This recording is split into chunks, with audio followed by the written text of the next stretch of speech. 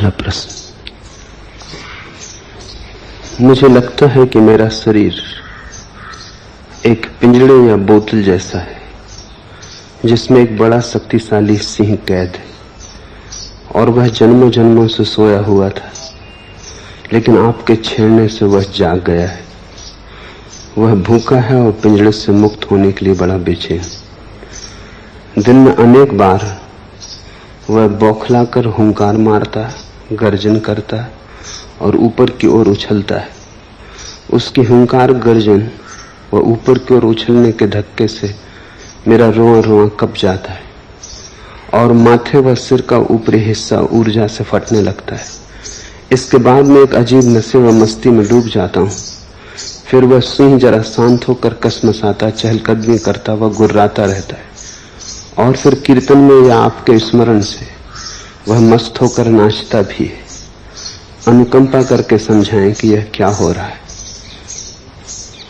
पूछा है योग चिन्मय ने। शुभ हो रहा है, जैसा होना चाहिए वैसा हो रहा है।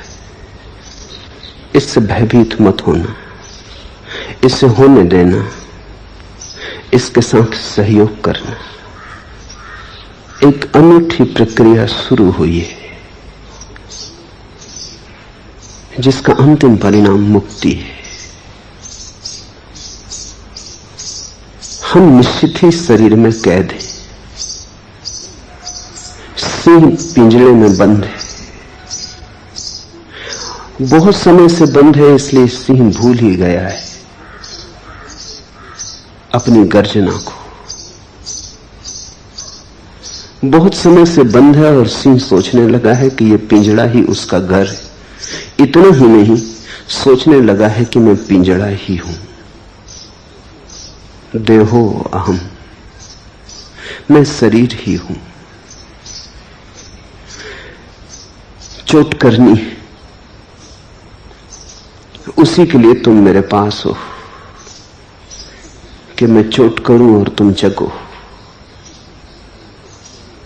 ये वचन जो मैं तुमसे बोल रहा हूं सिर्फ वचन नहीं है, इन्हें तीर समझना। ये छेदेंगे तुम्हें। कभी तुम नाराज भी हो जाओगे मुझ पर, क्योंकि सब शांत चल रहा था, सुविधापूर्ण था और बेचैनी खड़ी हो गई। लेकिन जागने का और कोई उपाय नहीं, पीड़ा से गुजरना होगा। जब भीतर की ऊर्जा उठेगी तो शरीर राजी नहीं होता उसे झेलने को। शरीर उसे झेलने को बना नहीं है। शरीर की सामर्थ्य बड़ी छोटी है, ऊर्जा विराट है। जैसे कोई किसी छोटे आंगन में पूरे आकाश को बंद करना चाहे। तो जब ऊर्जा जगेगी तो शरीर में कई उत्पात शुरू होंगे। सिर फटेगा। कभी कभी तो ऐसा होता है कि पूर्ण ज्ञान के बाद भी शरीर में उत्पात जारी रहते हैं। ज्ञान की घटना के पहले तो बिल्कुल स्वाभाविक है, क्योंकि शरीर राजी नहीं है। जैसे जिस बिजली के तार में 100 कैंडल की बिजली दौड़ाने की क्षमता हो, उसमें 1000 कैंडल की बिजली दौड़ा दो तो तार झंझना जाएगा, जल उठेगा। ऐसे ही जब तुम्हारे भीतर ऊर्जा जगेगी, जो सोई पड़ी थी, प्रकट होगी, तो तुम्हारा शरीर उसके लिए राजी नहीं है। शरीर तुम्हारा भिकमंगा होने के लिए राजी है, सम्राट होने को राजी नहीं है। शरीर की सीमा है, तुम्हारी कोई सीमा नहीं। झकझोरे लगेंगे, आंधियां उठेंगी।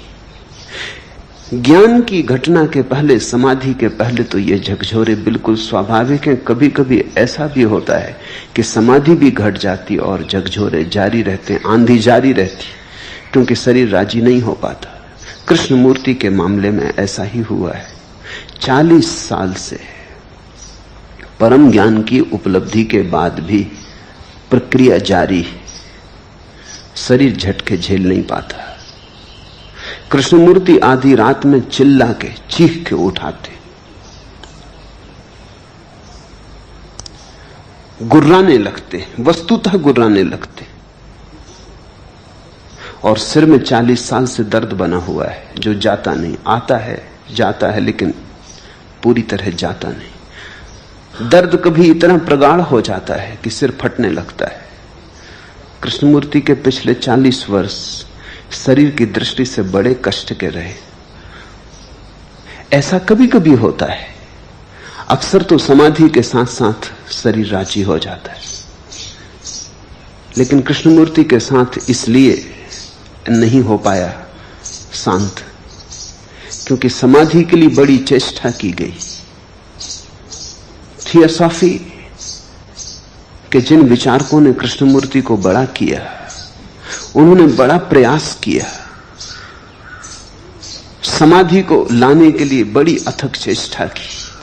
उनकी आकांक्षा थी कि एक जगत गुरु को वो पैदा करें। जगत को जरूरत है कोई बुद्धावतार पैदा हो। कृष्णमूर्ति ने अगर अपनी ही चेष्टा से काम किया होता तो शायद उन्हें 1-2 जन्म और लग जाते, लेकिन तब ये अड़चन न होती। त्वरा के साथ काम किया गया, जो 2 जन्मों में होना चाहिए था वो शीघ्रता से घट गया। घट तो गया लेकिन शरीर राजी नहीं हो पाया, आकस्मिक घट गया।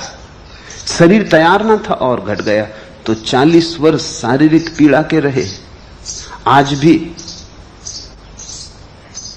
कृष्णमूर्ति रात गुर्राते, नींद से उठाते, ऊर्जा सोने नहीं देती, चीखते हैं। ये थोड़ी हैरानी की बात मालूम होगी कि परम ज्ञान को व्यक्ति रात में चीखे, लेकिन पूरा गणित साफ है। जिस घटना को घटने में 2 जन्म कम से कम लगते, वो बड़ी शीघ्रता से घटा ली गई। उसके लिए शरीर तैयार नहीं हो पाया था, इसलिए प्रक्रिया अभी भी जारी है। घटना घट गई और तैयारी जारी है। घर पहुंच गए और शरीर पीछे रह गया, वो अभी भी घसीट रहा है। आत्मा घर पहुंच गई, शरीर घर नहीं पहुंचा है। वो जो घसटन है वो जारी है, उससे दर्द है, पीड़ा है। तो इससे घबराना मत। ये समाधि के आने की पहली खबरें, ये समाधि के पहले चरण हैं। इन्हें सौभाग्य मानना, इनसे राजी हो जाना। इन्हें सौभाग्य मान के राजी हो जाओगे तो शीघ्र ये धीरे धीरे शांत हो जाएंगे। और जैसे जैसे शरीर इनके लिए राजी होने लगेगा, सहयोग करने लगेगा, वैसे वैसे शरीर की पात्रता और क्षमता बढ़ जाएगी। उस असीम को पुकारा है तो असीम बनना होगा। उस विराट को चुनौती दी है तो विराट बनना होगा। पुरानी बाइबल में बड़ी अनूठी कथा है जैकब की। जैकब ईश्वर की खोज करने में लगा है। उसने अपनी सारी संपत्ति बेच दी, अपने सारे परिजनों, अपनी पत्नी, अपने बच्चे, अपने नौकर, सबको अपने से दूर भेज दिया। वह एकांत नदी तट पर ईश्वर की प्रतीक्षा कर रहा है। ईश्वर का आगमन हुआ, लेकिन घटना बड़ी अद्भुत है कि जैकब ईश्वर से कुश्ती करने लगा। अब ईश्वर से कोई कुश्ती करता है, लेकिन जैकब ईश्वर से उलझने लगा। कहते हैं रात भर दोनों लड़ते रहे। सुबह होते होते, भोर होते होते जैकब हार पाया। जब ईश्वर उसे जाने लगा तो जैकब ने ईश्वर के पैर पकड़ लिए और कहा, मुझे आशीर्वाद तो दे दो। ईश्वर ने कहा, तेरा नाम क्या है? तो जैकब ने अपना नाम बताया, कहा मेरा नाम जैकब। ईश्वर ने कहा, आज से तू इज़राइल हुआ, जिस नाम से यहूदी जाने जाते। आज से तू इज़राइल, अब तू जैकब ना रहा, जैकब मर गया। जैसे मैं तुम्हारा नाम बदल देता हूं जब सन्यास देता हूं, पुराना गया। ईश्वर ने जैकब को कहा, जैकब मर गया, अब से तू इज़राइल है। यह कहानी पुरानी बाइबल में है। ऐसी कहानी कहीं भी नहीं कि कोई आदमी ईश्वर से लड़ा हो, लेकिन इस कहानी में बड़ी सच्चाई है। जब वो परम ऊर्जा उतरती है तो करीब करीब जो घटना घटती है वो लड़ाई जैसी ही है। और जब वो परम घटना घट जाती है और तुम ईश्वर से हार जाते हो और तुम्हारा शरीर पस्त हो जाता है और तुम हार स्वीकार कर लेते हो, तो तुम्हारी परम दीक्षा हुई। उसी घड़ी ईश्वर का आशीर्वाद बरसता है, तब तुम नए हुए, तभी तुमने पहली बार अमृत का स्वाद चखा। तो योग चिन्ह में करीब करीब वहां है जहां जैकब रहा होगा। रात कितनी बड़ी होगी कहना कठिन है, संघर्ष कितना होगा कहना कठिन है, कोई भविष्यवाणी नहीं की जा सकती, लेकिन सुबह संघर्ष। इस ऊर्जा को सहारा देना, ये जो सिंह भीतर मुक्त होना चाहता है, यही तुम हो।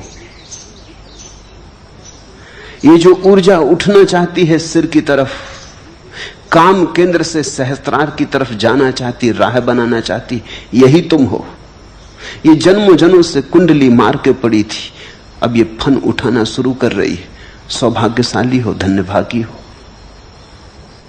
इसी से परम आशीर्वाद के करीब आओगे, तुम्हारा वास्तविक रूपांतरण होगा। कृष्णमूर्ति ने अपने नोटबुक में लिखा है कि जब भी ये सिर फटता है और रात में सो नहीं पाता और चीख पुकार उठती है और कोई मेरे भीतर गुर्राता है, उसके बाद ही बड़े अनूठे अनुभव घटते हैं। उसके बाद ही बड़ी शांति उतरती, चारों तरफ वरदान की वर्षा होती, सब तरफ कमल ही कमल खिल जाते। ठीक वैसा ही चिन्मय को होना शुरू हुआ। अच्छा है। इसके बाद में एक अजीब नशे और मस्ती में डूब जाता हूं, क्योंकि जब ऊर्जा अपना संघर्ष करके ऊपर उठेगी और शरीर थोड़ा सा राजी होगा तो एक नई मस्ती आएगी। विकास हुआ, तुम थोड़े ऊपर उठे, तुमने थोड़ा अतिक्रमण किया, तुम कारागृह के थोड़े से बाहर हुए, स्वतंत्र आकाश मिला, तुम प्रफुल्लित होगे, तुम नाचोगे, तुम मगन होके नाचोगे। फिर वह सिंह शांत होकर कसमसाता, चहलकदमी करता, गुर्राता रहता और कीर्तन में या आपके स्मरण से मस्त होकर नाचता भी है। वो सिंह नाचना ही चाहता है, शरीर में जगह नहीं है नाचने लायक। नाचने को स्थान तो चाहिए, शरीर में स्थान कहां है? शरीर के बाहर ही नृत्य हो सकता है। इसलिए अगर तुम ठीक से नाचोगे तो तुम पाओगे कि तुम शरीर नहीं रहे। नाच की आखिरी गरिमा में, आखिरी ऊंचाई पर तुम शरीर के बाहर हो जाते हो। शरीर फिरकता रहता, थिरकता रहता, लेकिन तुम बाहर होते हो, तुम भीतर नहीं होते। इसलिए तुम्हें ध्यान की प्रक्रियाओं में नृत्य को अनिवार्य रूप से जोड़ दिया हूं, क्योंकि नृत्य से अद्भुत ध्यान के लिए और कोई प्रक्रिया नहीं।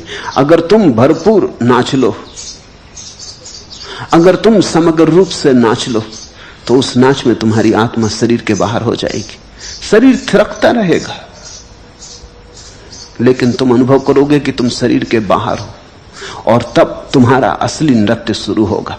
यहां शरीर नीचे नाचता रहेगा, तुम वहां ऊपर नाचोगे। शरीर पृथ्वी पर, तुम आकाश पर। शरीर पार्थिव में, तुम अपार्थिव में। शरीर जड़ नृत्य करेगा, तुम चैतन्य का नृत्य करोगे, तुम नटराज हो जाओगे।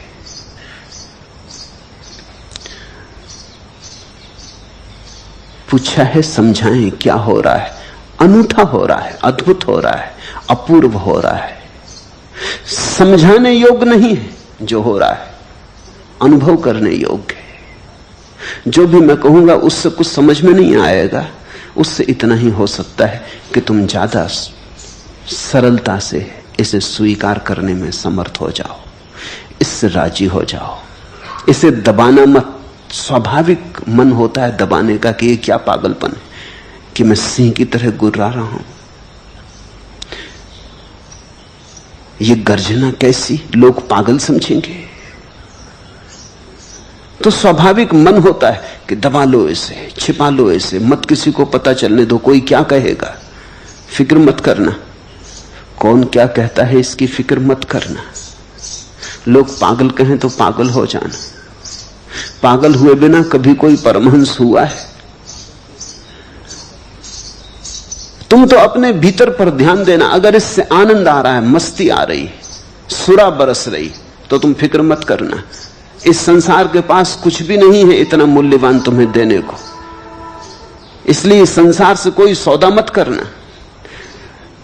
इंच भर भी आत्मा मत बेचना अगर पूरे जगत का साम्राज्य भी बदले में मिलता हो। जीसस ने कहा है पूरा जगत भी मिल जाए और आत्मा खो जाए तो क्या सार। आत्मा बच जाए और सारा जगत भी खो जाए तो भी सार ही सार है। हिम्मत रखना, साहस रखना, भरोसे से, श्रद्धा से बढ़े जाना। जल्दी ही धीरे धीरे करके शरीर राजी हो जाएगा। तब गर्जना भी खो जाएगी, तब नृत्य ही रह जाएगा। तब सिंह तड़फेगा नहीं, क्योंकि सिंह को रास्ता मिल जाएगा। जब जाना चाहे बाहर चला जाए, जब आना चाहे तब भीतर आ जाए। तब ये देह कारागृह नहीं रह जाती, तब ये देह विश्राम का स्थल हो जाती। तुम जब आना हो भीतर आ जाओ, जब तुम जाना हो बाहर चले जाओ। जब तुम इतनी सरलता से बाहर भीतर आ सकते हो जैसे अपने घर में आते जाते हो। सर्दी है, शीत लग रही, तो तुम बाहर चले जाते हो, धूप में बैठ जाते हो। फिर धूप बढ़ गई, सूरज चढ़ाया, गर्मी होने लगी, पसीना बहने लगा, तुम उठ के भीतर चले आते हो। जैसे तुम अपने घर में बाहर भीतर आते हो, तो घर कारागृह नहीं है। ऐसा अगर तुम कारागृह में बैठे हो तो इतनी सुविधा नहीं है कि जब तुम्हारा दिल हो बाहर आ जाओ, जब तुम्हारा दिल हो भीतर आ जाओ। कारागृह में तुम बंदी हो, घर में तुम मालिक हो। जैसे जैसे तुम्हारा सिंह नाच सकेगा बाहर, उड़ सकेगा आकाश में, चांद तारों के साथ खेल सकेगा, फिर कोई बात नहीं, फिर शरीर से कोई झगड़ा नहीं। फिर शरीर विश्राम का स्थल है। जब थक जाएगा तुम भीतर लौट के विश्राम भी करोगे। फिर शरीर से कोई दुश्मनी भी नहीं, शरीर फिर मंदिर है।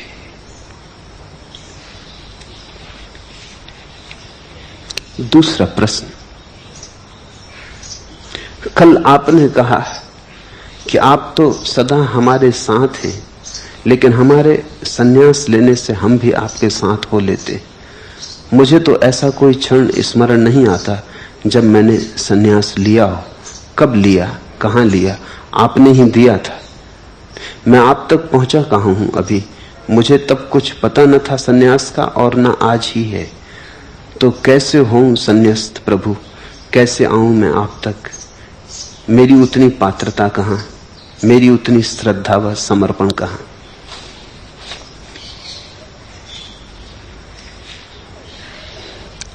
ऐसा भी बहुत बार हुआ है कि मैंने सन्यास उनको भी दिया है जिन्हें सन्यास का कोई भी पता नहीं। उन्हें भी सन्यास दिया है जो सन्यास लेने आए नहीं थे।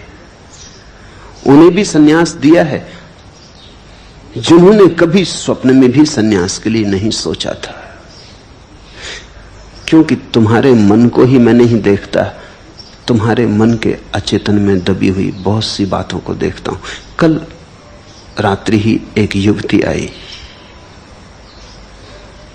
उससे मैंने पूछा भी नहीं। उससे मैंने कहा आंख बंद कर और सन्यास ले। उससे मैंने पूछा भी नहीं कि तू सन्यास चाहती। उसने आंख बंद कर ली और सन्यास स्वीकार कर लिया। अन्यथा आदमी चौंकता है, आदमी सोचता है।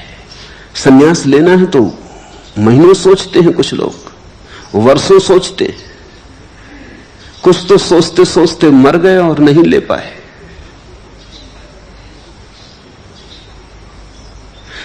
उसने चुपचाप स्वीकार कर लिया। उसे चेतन रूप से कुछ भी पता नहीं, लेकिन हम नए थोड़ी हैं, हम अति प्राचीन हैं। वो युवती बहुत जन्मों से खोजती रही है। ध्यान की उसके पास संपदा है। उस संपदा को देख के ही मैंने कहा कि तू डूब, आंख बंद कर। उससे मैंने कहा तुझसे मैं पूछूंगा नहीं कि तुझे सन्यास लेना या नहीं, पूछने की कोई जरूरत नहीं। ऐसा ही मैंने दयाल को भी सन्यास दिया था। दयाल का ये प्रश्न है, दयाल से पूछा नहीं, दयाल को पता भी नहीं तुम्हें अपना ही पता कहां है, तुम कहां से आते हो पता नहीं, क्या क्या संचित संपदा लाते हो पता नहीं, क्या क्या तुमने किया है अनेक अनेक जन्मों में उसका तुम्हें पता नहीं, क्या क्या तुमने खोज लिया था, क्या क्या अधूरा रह गया है उसका तुम्हें कुछ पता नहीं। हर बार मौत आती है और तुमने जो किया था सब चौपट कर जाती है। तुम में से बहुत ऐसे हैं जो बहुत बार संन्यास्त हो चुके, हर बार मौत आके चौपट कर गई और तुम्हारी इतनी स्मृति नहीं है कि तुम याद कर लो। ऐसा ही समझो कि तुम एक काम कर रहे थे, तुम एक चित्र बना रहे थे, अधूरा बना पाए थे कि मौत आ गई। बस मौत आ गई तो तुम भूल गए, फिर तुम जन्मे। फिर अगर तुम्हें वो अधूरी चित्र की सूचना भी मिल जाए, वो अधूरा चित्र भी तुम्हारे सामने लाके रख दिया जाए, तो भी तुम्हें याद नहीं आता, क्योंकि तुमने तो सोचा ही नहीं इस जन्म में कि मैं और चित्रकार।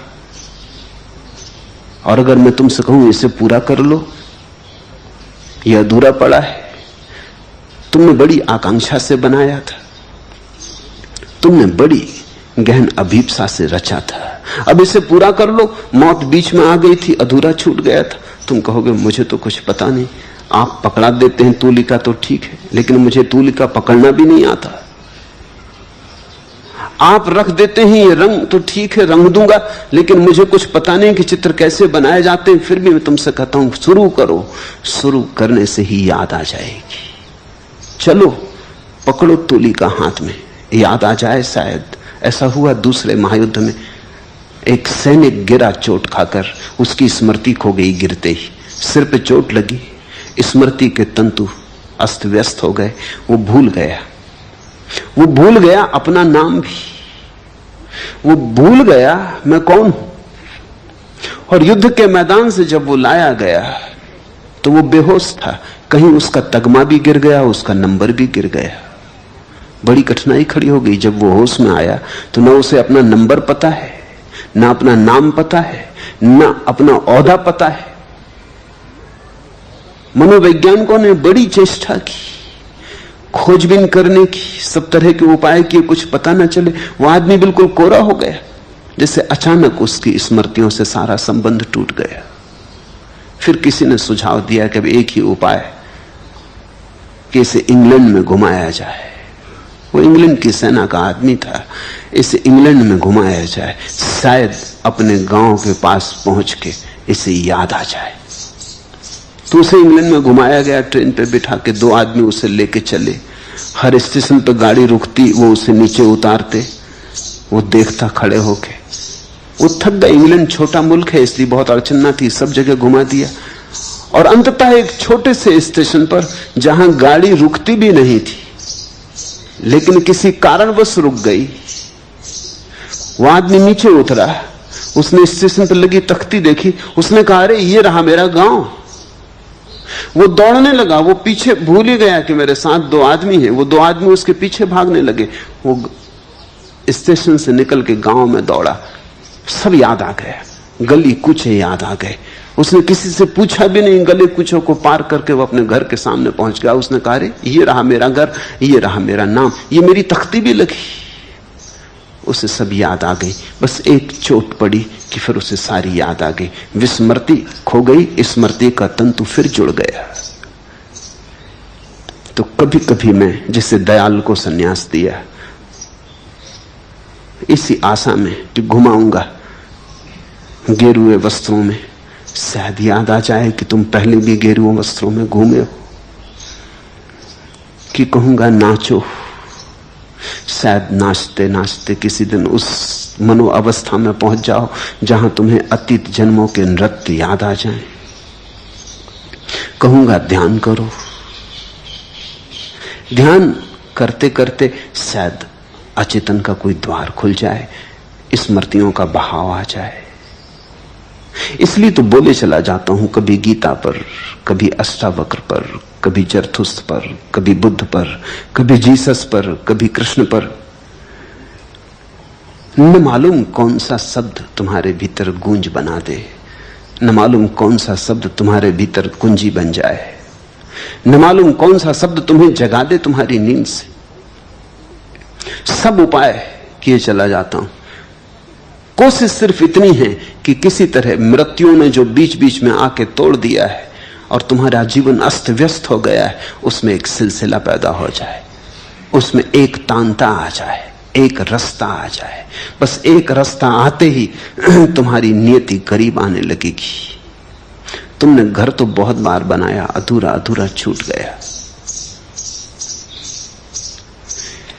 इसलिए दयाल ठीक ही कहता है कि मुझे तो ऐसा कोई क्षण स्मरण नहीं आता जब मैंने सन्यास लिया हो। उसने लिया भी नहीं, मैंने दिया है। कब लिया, कहां लिया, आपने ही दिया था। मैं आप तक पहुंचा कहां हूं अभी? मुझ तक तो तुम तभी पहुंचोगे जब तुम तक पहुंच जाओगे। मुझ तक पहुंचने का और कोई उपाय भी नहीं। अपने तक पहुंच जाओ कि मुझ तक पहुंच गए। स्वयं को जान लो तो मुझे जान लिया। मेरे पास आने के लिए बाहर की कोई यात्रा नहीं करनी, अंतरतम और अंतरतम में उतर जाना है। न मुझे तब कुछ पता था सन्यास का, और न आज ही पता है, होगा शीघ्र ही पता होगा।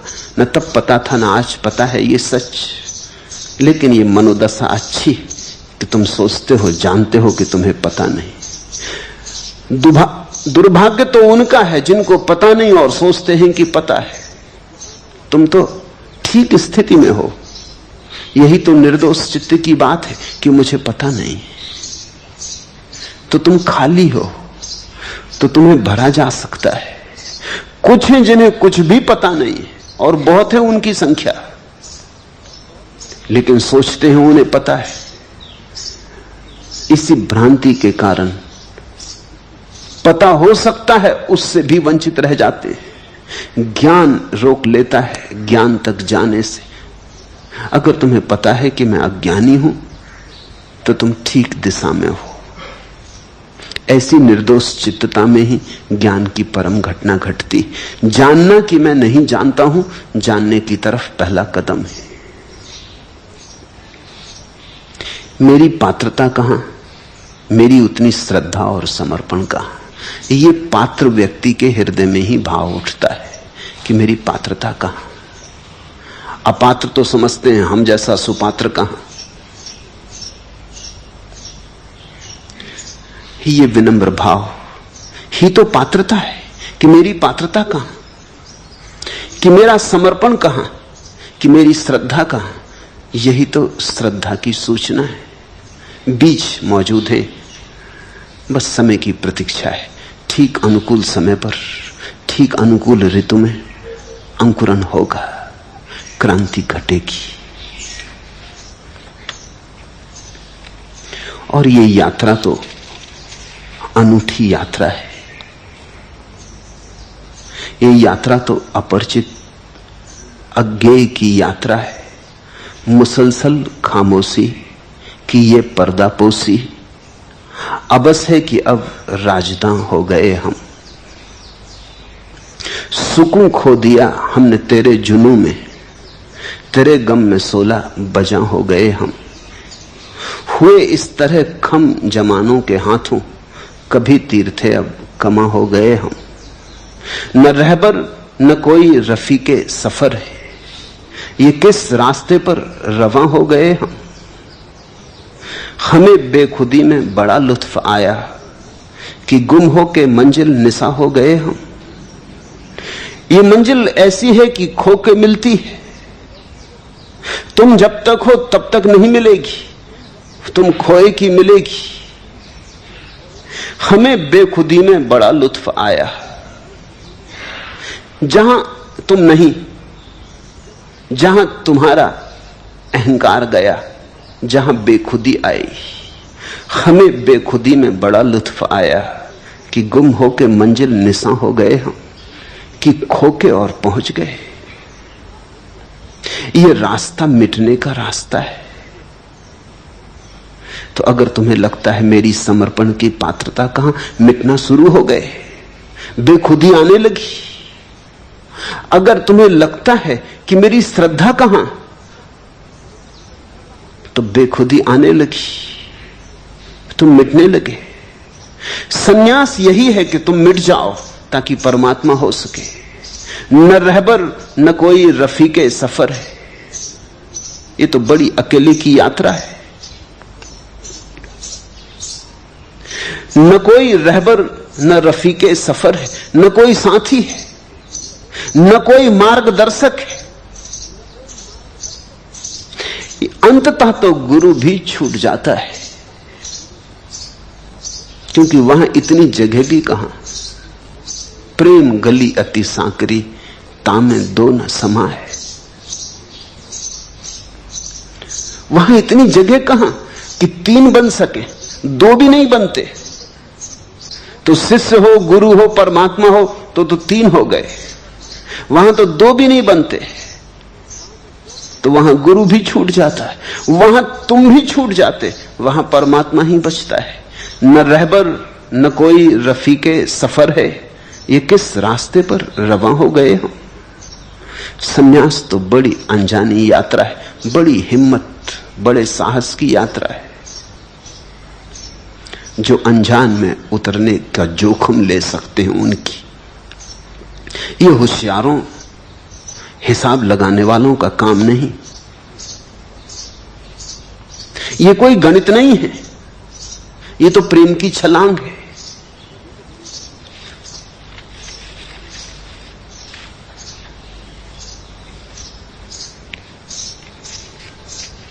तीसरा प्रश्न, आपने कहा कि तू अभी यहीं इसी क्षण मुक्त है, लेकिन मैं इस मैं से कैसे मुक्त हूं?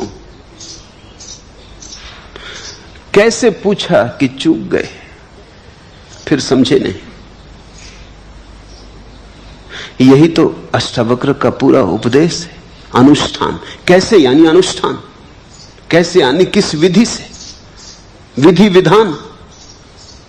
कैसे पूछा कि चूक गए, फिर अष्टावक्र समझ में नहीं आएंगे। फिर तुम पतंजलि के दरवाजे पर खटखटाओ, फिर वो बताएंगे कैसे। अगर कैसे में बहुत जिद है तो पतंजलि तुम्हारे लिए मार्ग होंगे। वो तुम्हें बहुत सा बताएंगे कि करो यम नियम संयम प्राणायाम प्रत्याहार धारणा ध्यान समाधि। वो इतना फैलाएंगे कि तुम भी कहोगे महाराज थोड़ा कम, कोई सरल तरकीब बता दे। ये तो बहुत बड़ा हो गया, इसमें तो जन्मों लग जाएंगे। अधिक योगी तो यम ही साधते रहते हैं, नियम तक भी नहीं पहुंच पाते। अधिक योगी तो आसन ही साधते साधते मर जाते हैं। कहां धारणा, कहां ध्यान। आसन ही इतने हैं, और आसन की ही साधना पूरी हो जाए तो कठिन मालूम होती। बहुत खोज करने वाले ज्यादा से ज्यादा धारणा तक पहुंच पाते हैं, और घटना तो समाधि में घटेगी। और समाधि को भी पतंजलि दो में बांट देते, सविकल्प समाधि, निर्विकल्प समाधि। वो बांटते चले जाते हैं, सीढ़ियां बनाते चले जाते। वो जमीन से लेकर आकाश तक सीढ़ियां लगा देते। अगर तुम्हें कैसे में रुचि है, अनुष्ठान में, तो फिर तुम पतंजलि से पूछो। हालांकि आखिर में पतंजलि भी कहते हैं कि अब सब छोड़ो, बहुत हो गया करना। मगर कुछ लोग हैं जो बिना किए नहीं छोड़ सकते, तो करना पड़ेगा। ऐसा ही समझो कि छोटा बच्चा है, घर में शोरगुल मचाता है, ऊधम करता है। तुम कहते हो बैठ शांत, तो वो बैठ भी जाता है तो भी उबलता है। हाथ पैर उसके कप रहे हैं, सिर हिला रहा है, वो कुछ करना चाहता है, उसके पास ऊर्जा है। ये कोई ढंग नहीं है उसको बिठाने का, ये तो खतरा है, इसमें तो विस्फोट होगा, इसमें तो वो कुछ न कुछ करेगा। बेहतर तो ये हो उससे कहो कि जा दौड़ के जरा घर के 7 चक्कर लगा, फिर वो खुद ही हाँपते हुए आके शांत बैठ जाएगा। फिर तुम्हें कहना ना पड़ेगा शांत हो जाए। उसी कुर्सी पे शांत होकर बैठ जाएगा जिस पे पहले शांत नहीं बैठ पाता था। पतंजलि उनके लिए हैं जो सीधे शांत नहीं हो सकते। वो कहते हैं 7 चक्कर लगाओ, दौड़ धूप कर लो, काफी, शरीर को आड़ा तिरछा करो, शीर्षासन करो, ऐसा करो वैसा करो, कर करके आखिर एक दिन तुम पूछते हो कि महाराज अब करने से थक गए। वो कहते हैं ये अगर तुम पहले ही कह देते तो हम भी बचते, तुम भी बचते। अब तुम शांत होकर बैठ जाओ। आदमी करना चाहता है क्योंकि बिना किए तुम्हारे तर्क में नहीं बैठता कि बिना किए कुछ हो सकता है। अष्टावक्र तुम्हारे तर्क के बाहर है। अष्टावक्र तो कहते हैं तुम मुक्त हो। तुम फिर गलत समझे, तुम कहते हो तू अभी मुक्त, यही मुक्त, लेकिन मैं इस मैं से कैसे मुक्त हूं? अष्टावक्र ये कहते हैं ये कैसे की बात ही तब है जब कोई मान ले कि मैं अमुक्त हूं। तो तुमने एक बात तो मान ही ली पहले ही कि मैं बंधन में हूं, अब कैसे मुक्त हूं? अष्टावक्र कहते हैं बंधन नहीं है, भ्रांति है बंधन की। तुम फिर कहोगे इस भ्रांति से कैसे मुक्त हो, तो भी तुम्हें समझ में ना आया, क्योंकि भ्रांति का अर्थ ही होता है कि नहीं है। मुक्त क्या होना है? देखते ही जागते ही मुक्त हो। अगर तरकीबों में पड़े तो बड़ी मुश्किल में पड़ोगे। हर तरकीब खोटी पड़ गई, आखिर जिंदगी छोटी पड़ गई। ऐसे अगर तरकीबों में पड़े तो तुम पाओगे एक जिंदगी क्या अनेक जिंदगियां छोटी हैं, तरकीबें बहुत हैं। कितने कितने जन्मों से तो तरकीबें साधते रहे। करने पे तुम्हारा भरोसा है क्योंकि करने से अहंकार बढ़ता है। पतंजलि कह रहे हैं कुछ करो मत, करने वाला परमात्मा है। जो हो रहा है तुम उसमें सम्मिलित हो जाओ। तुम इतना भी मत पूछो कि इस मैं से कैसे मुक्त हूं। अगर ये मैं हो रहा है तो होने दो, तुम हो कौन जो इससे मुक्त होने की चेष्टा करो? तुम इसे भी स्वीकार कर लेते हो कि ठीक है, अगर ये हो रहा है तो यही हो रहा है। तुमने तो बनाया नहीं, याद है तुमने कब बनाया है इसे? तुमने तो ढाला नहीं, तुम तो इसे लाए नहीं। तो जिसे तुम नहीं लाए उससे तुम छूट कैसे सकोगे? जो तुमने ढाला नहीं उसे तुम मिटाओगे कैसे? तुम कहते हो क्या कर सकते हैं, 2 आंखें मिली, 1 नाक मिली, ऐसा ये अहंकार भी मिला, ये सब मिला है, अपने हाथ में कुछ भी नहीं। तो जो है ठीक है, मैं भी सही, ये भी ठीक है। इसमें रंच मात्र भी शिकायत ना रखो। उस बेशिकायत की भाव दशा में, उस परम स्वीकार में तुम अचानक पाओगे गया मैं। क्योंकि मैं बनता ही कर्ता से है। जब तुम कुछ करते हो तो मैं बनता है। अब तुम एक नई बात पूछ रहे हो कि मैं को कैसे मिटाऊं, तो ये मिटाने वाला मैं बन जाएगा, कहीं भाग बच ना पाओगे तुम। इसलिए तो विनम्र आदमी का भी अहंकार होता है, और कभी कभी अहंकारी आदमी से ज्यादा बड़ा होता है। तुमने देखा विनम्र आदमी का अहंकार, वो कहता है मैं आपके पैर की धूल, मगर उसकी आंख में देखना वो क्या कह रहा है। अगर तुम कहो कि आप बिल्कुल ठीक कह रहे हैं, हमको तो पहले से पता था कि आप पैर की धूल हैं, तो झगड़ने को खड़ा हो जाएगा। वो ये कह नहीं रहा है कि आप भी इसको मान लो, वो तो ये कह रहा है कि आप कहो कि आप जैसा विनम्र आदमी, दर्शन हो गए, बड़ी कृपा। वो ये कह रहा है कि आप खंडन करो कि आप और पैर की धूल, आप तो स्वर्ण शिखर है, आप तो मंदिर के कलश है। जैसे जैसे तुम कहोगे ऊंचा, वो कहेगा कि नहीं मैं बिल्कुल पैर की धूल हूं। लेकिन जब कोई कहे कि मैं पैर की धूल हूं, तुम अगर स्वीकार कर लो कि आप बिल्कुल ठीक कह रहे हैं, सभी ऐसा मानते हैं कि आप बिल्कुल पैर की धूल, तो वो आदमी फिर तुम्हारी तरफ कभी देखेगा भी नहीं। वो विनम्रता नहीं थी, वो नया अहंकार का रंग था। अहंकार ने नए वस्त्र ओढ़े थे, विनम्रता के वस्त्र ओढ़े थे। तो तुम अगर मैं से छूटने की कोशिश किए तो ये जो छूटने वाला है ये एक नए मैं को निर्मित कर लेगा।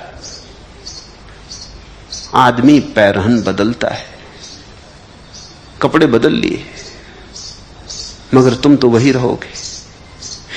अष्टावक्र की बात समझने की कोशिश करो, जल्दी मत करो कि क्या करें, कैसे अहंकार से छुटकारा हो। करने की जल्दी मत करो, थोड़ा समझने के लिए विश्राम लो। अष्टावक्र ये कह रहे हैं कि मैं बनता कैसे है ये समझ लो। करने से बनता है, चेष्टा से बनता है, यत्न से बनता है, सफलता से बनता है।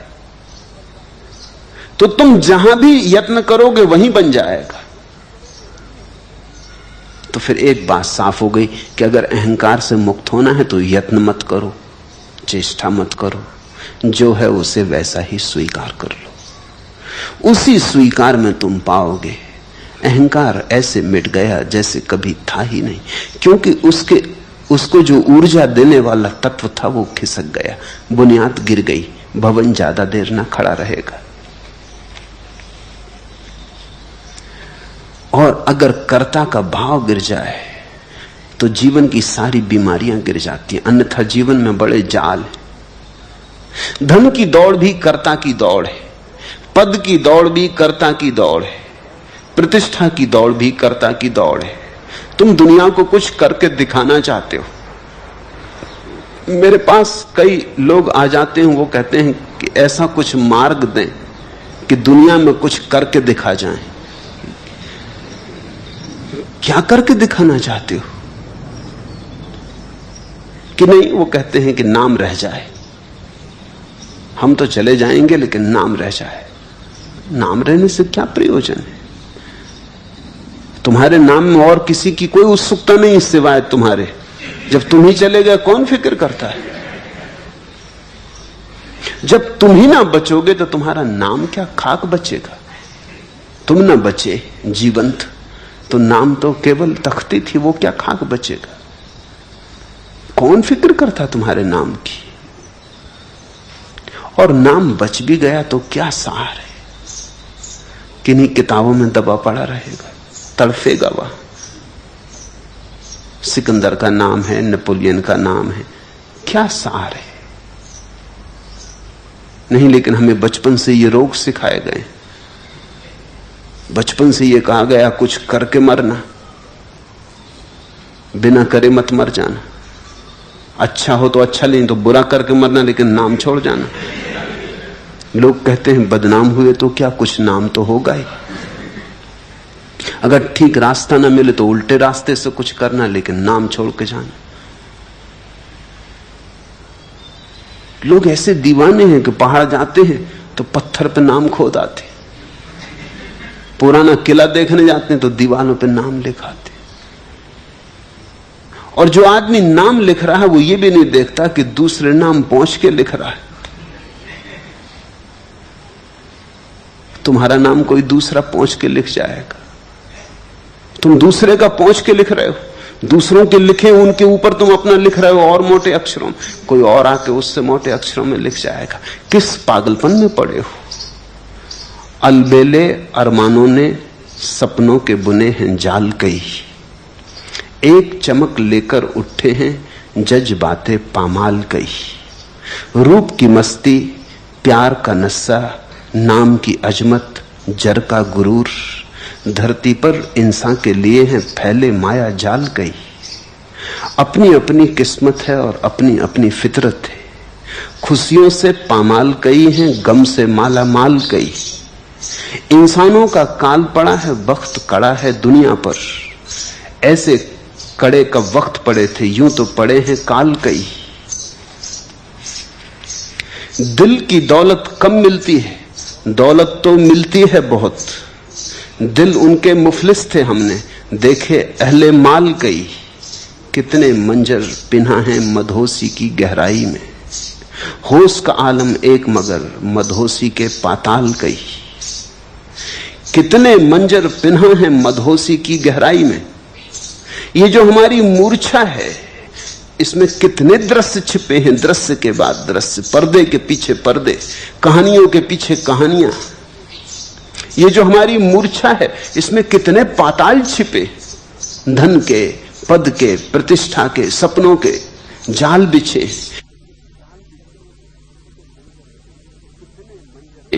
कितने मंजर पिन्हा है मधोसी की गहराई में, होश का आलम एक मगर मधोसी के पाताल कई। लेकिन जो होश में आ गया है उसका आलम एक है, उसका स्वभाव एक है, उसका स्वरूप एक है, उसका स्वाद एक है। बुद्ध ने कहा है जैसे चखो सागर को कहीं भी तो खारा है, ऐसा ही तुम मुझे चखो तो मैं सभी जगह से होशपूर्ण। मेरा एक ही स्वाद है, होश। वही स्वाद अष्टावक्र का है। करता नहीं, भोगता नहीं, साक्षी। तो ये तो पूछो ही मत कैसे, क्योंकि कैसे में तो करता आ गया, भोगता आ गया, तो तुम चूक गए, अष्टावक्र की बात चूक गए। अष्टावक्र इतना ही कहते हैं, जो भी है उसे देखो, साक्षी बनो, बस देखो। अहंकार है तो अहंकार को देखो, करने का क्या है? सिर्फ देखो, और देखने से क्रांति घटित होती है। तुम समझे बात थोड़ी जटिल है, लेकिन जटिल इतनी नहीं कि समझ में ना आए। बात सीधी साफ भी है। अष्टावक्र कह रहे हैं कि तुम सिर्फ देखो, तो देखने में कर्ता तो रह नहीं जाता है, मात्र साक्षी रह जाते हो। कर्ता हटा कि कर्ता से जिन जिन चीजों को रस मिलता था, बल मिलता था, वो सब गिर जाएंगी। बिना कर्ता के धन की दौड़ कहां, पद की दौड़ कहां, बिना कर्ता के अहंकार कहां, वे सब अपने आप गिरने लगेंगे।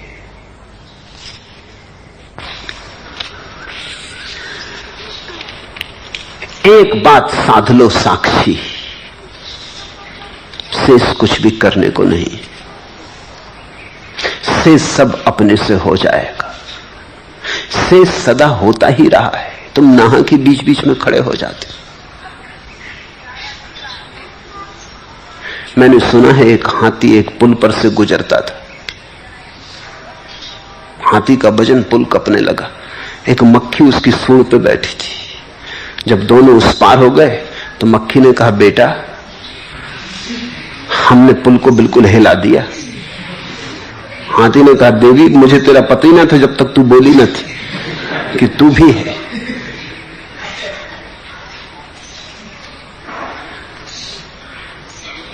ये तुम जो सोच रहे हो तुमने पुल को हिला दिया, ये तुम नहीं हो,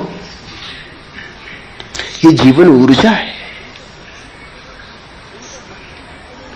तुम तो मक्खी की तरह हो जो जीवन ऊर्जा पर बैठे कहते, बेटी बेटा देखो कैसा हिला दिया। ये अहंकार तो सिर्फ तुम्हारे ऊपर बैठा, तुम्हारी जो अनंत ऊर्जा है उससे सब कुछ हो रहा है। वो परमात्मा की ऊर्जा है, उसमें तुम्हारा कुछ लेना देना नहीं। वही तुम में श्वास लेता है, वही तुम में जागता, वही तुम में सोता। तुम बीच में ही अकड़ ले लेते हो। इतना जरूर है कि तुम जब अकड़ लेते हो तो वो बाधा नहीं डालता। हाथी ने तो कम से कम बाधा डाली। हाथी ने कहा कि देवी मुझे पता ही ना था कि तू भी मेरे ऊपर बैठी। इतना तो कम से कम हाथी ने कहा। परमात्मा इतना भी नहीं कहता। परमात्मा परम मौन है। तुम अकड़ते हो तो अकड़ लेने देता है, तुम उसके कर्तव्य पर अपना दावा करते हो तो कर लेने देता है। जो तुमने किया ही नहीं है उसको भी तुम कहते हो मैं कर रहा हूं, तो भी वो बीच में आके नहीं कहता कि नहीं तुम नहीं, मैं कर रहा हूं, क्योंकि उसके पास तो कोई मैं है नहीं। तो कैसे तुमसे कहे कि मैं कर रहा हूं? इसलिए तुम्हारी भ्रांति चलती जाती है। लेकिन गौर से देखो, थोड़ा आंख खोल के देखो, तुम्हारे किए थोड़ी कुछ हो रहा है, सब अपने से हो रहा है। यही नियति का अपूर्व सिद्धांत है, भाग्य का अपूर्व सिद्धांत है कि सब अपने से हो रहा है। गलत लोगों ने उसके गलत अर्थ ले लिए, गलत लोगों की भूल। अन्यथा भाग्य का इतना ही अर्थ है कि भाग्य के सिद्धांत को अगर तुम ठीक से समझ लो तो तुम साक्षी रह जाओगे और कुछ करने को नहीं है फिर। लेकिन भाग्य से लोगों ने साक्षी तो न बने, अकर्मण्य बन गए। अकर्ता तो न बने, अकर्मण्य बन गए। अकर्ता और अकर्मण्य में भेद है। अकर्मण्य तो काहिल है, सुस्त है, मुर्दा है। अकर्ता ऊर्जा से भरा है, सिर्फ इतना नहीं कहता कि मैं कर रहा हूं, परमात्मा कर रहा है, मैं तो सिर्फ देख रहा हूं, ये लीला हो रही, मैं देख रहा हूं। आदमी बहुत बेईमान है, सुंदरतम सत्यों का भी बड़ा कुरूपतम उपयोग करता है। भाग्य बड़ा सुंदर सत्य है, उसका केवल इतना ही अर्थ है कि सब हो रहा है, तुम्हारे किए कुछ नहीं हो रहा है, सब नियत है। जो होना है होगा, जो होना है होता है, जो हुआ है होना था। तुम किनारे बैठ के शांति से देख सकते हो लीला, कोई तुम्हें बीच में उछल कूद करने की जरूरत नहीं। तुम्हारे आगे पीछे दौड़ने से कुछ भी फर्क नहीं पड़ रहा है। जो होना है वही हो रहा है, जो होना है वही होगा। फिर तुम साक्षी हो जाते हो। साक्षी की तरफ ले जाने के लिए भाग्य का ढांचा खोजा गया था। लोग साक्षी की तरफ तो नहीं गए, लोग अकर्मण्य होकर बैठ गए। उन्होंने कहा जब जो होना है होना है तो फिर ठीक, फिर हम करें ही क्यों। अभी भी धारणा यही रही कि हमारे करने का कोई बल है, हम करें ही क्यों। पहले कहते थे हम करके दिखाएंगे, अब कहते हैं करने में सार क्या। मगर कर्ता का भाव ना गया, वो अपनी जगह खड़ा हुआ है। अष्टावक्र को अगर तुम समझो तो कोई विधि नहीं है, कोई अनुष्ठान नहीं है। अष्टावक्र कहते हैं अनुष्ठान ही बंधन है, विधि ही बंधन है, करना ही बंधन है।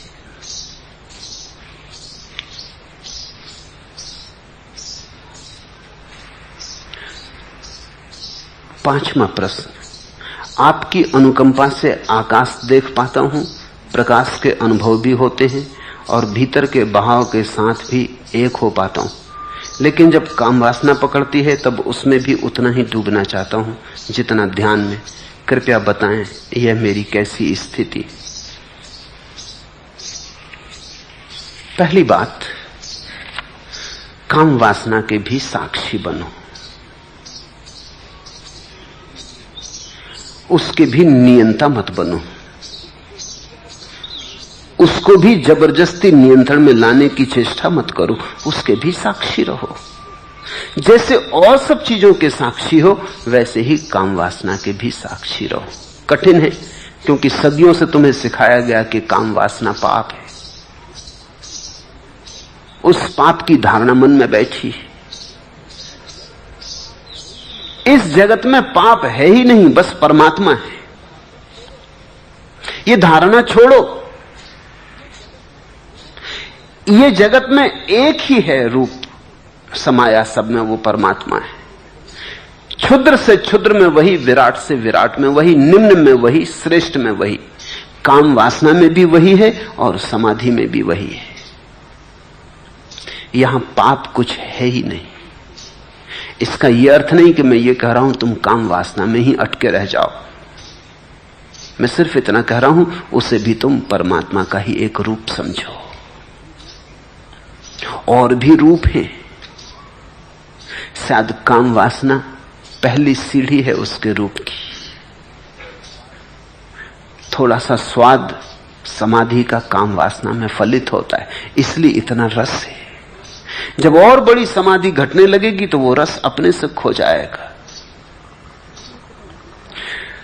जिन मित्र ने पूछा है कि ध्यान में लीन होता हूं, भीतर के बहाव के साथ एक हो पाता हूं, काम वासना पकड़ती तब उसमें भी उतना ही डूबना चाहता हूं। डूबो, रोकने की कोई जरूरत नहीं है। बस डूबते डूबते साक्षी बने रहना, देखते रहना कि डुबकी लग रही, देखते रहना कि काम वासना ने घेरा। असल में काम वासना शब्द ही निंदा ले आता है मन में। ऐसा कहना परमात्मा के एक ढंग ने घेरा, ये परमात्मा की ऊर्जा ने घेरा, ये परमात्मा की प्रकृति ने घेरा, परमात्मा की माया ने घेरा। लेकिन काम वासना शब्द का उपयोग करते ही पुराने सहयोग संबंध शब्द के साथ गलत है। ऐसा लगता है पाप हुआ, साक्षी रहना मुश्किल हो जाता है। या तो मूर्छित हो जाओ और या नियंता हो जाओ। साक्षी होना ना तो मूर्छित होना है और ना नियंता होना है, दोनों के मध्य में खड़ा होना। एक तरफ गिरो कुआ, एक तरफ गिरो खाई, बीच में रह जाओ तो सधे, तो समाधि। ये दोनों आसान है। काम वासना में मूर्छित हो जाना बिल्कुल आसान है, बिल्कुल भूल जाना कि क्या हो रहा है, नशे में हो जाना आसान है। काम वासना को नियंत्रण कर लेना, जबरदस्ती रोक लेना, संभाल लेना, वो भी आसान है। मगर दोनों में ही तुम चूक रहे हो। व्यभिचारी भी चूक रहा है, ब्रह्मचारी भी चूक रहा है। वास्तविक ब्रह्मचर्य तो तब घटित होता है जब तुम दोनों के मध्य में खड़े हो, जब तुम सिर्फ देख रहे हो। तब तुम पाओगे कि काम वासना भी शरीर में ही उठी और शरीर में ही गूंजी, मन में थोड़ी छाया पड़ी और विदा हो गई। तुम तो दूर खड़े रहे, तुम में कैसी काम वासना, तुम में वासना हो ही कैसे सकती है? तुम तो दृष्टा मात्र हो।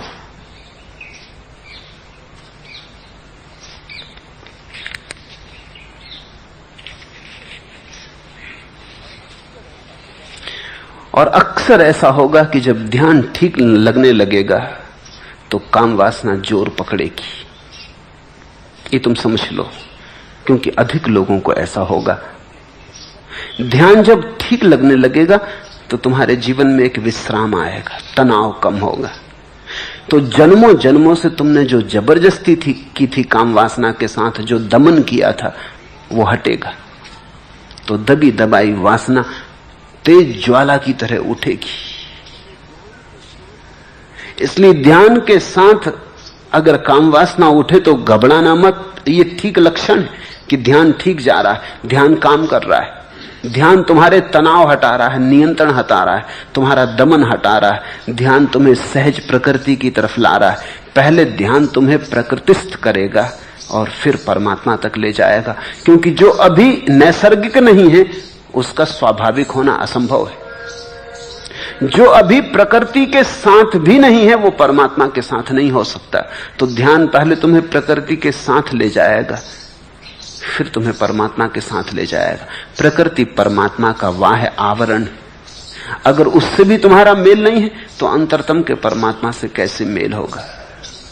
प्रकृति तो परमात्मा के मंदिर की सीढ़ियां हैं। अगर तुम सीढ़ियां ही न चढ़े तो मंदिर के अंतर्गृह में कैसे प्रवेश होगा? अगर तुम मेरी बात समझ पाओ तो अब और दमन मत करो, अब चुपचाप उसे भी स्वीकार कर लो। परमात्मा जो दृश्य दिखाता है शुभ ही होगा, परमात्मा दिखाता है तो शुभ ही होगा। तुम नियंत्रण मत करो और न तुम निर्णायक बनो, और न तुम पीछे से खड़े होकर ये कहो कि ये ठीक और ये गलत, मैं ऐसा करना चाहता और ऐसा नहीं करना चाहता। तुम सिर्फ देखो।